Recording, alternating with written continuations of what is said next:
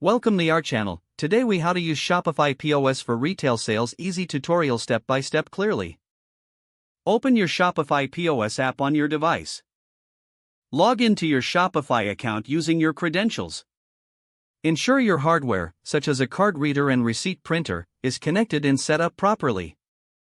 From the main dashboard, tap on the sell option to start a new sale.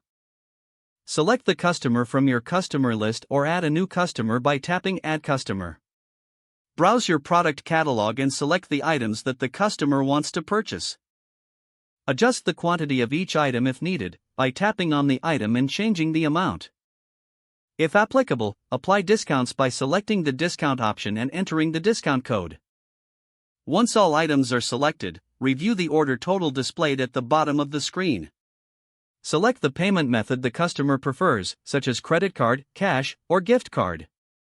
For credit card payments, swipe or insert the card into the card reader. Follow the prompts on the screen to complete the transaction. If paid in cash, enter the amount received and confirm the change due to the customer. After the payment is processed, you can choose to print a receipt by selecting the receipt option. Ask the customer if they would like a printed receipt or a digital copy sent to their email. If they choose a digital copy, enter their email address when prompted. Once everything is complete, tap on Finish Sale to finalize the transaction. You can then review your sales history and access any reports needed in the app. Finally, ensure to properly log out of the app when you are done for security purposes. If the page does not load, refresh the browser or try again in a private or incognito window. Make sure you are using the correct email address, then retype it carefully to avoid small typos.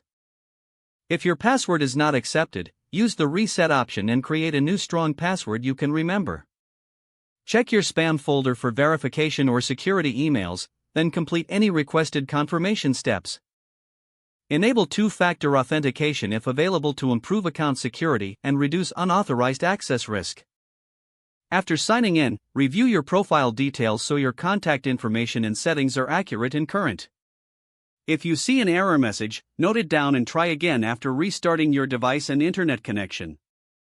Log out when you finish, especially on shared devices, to keep your account and payment information secure. If the page does not load, refresh the browser or try again in a private or incognito window.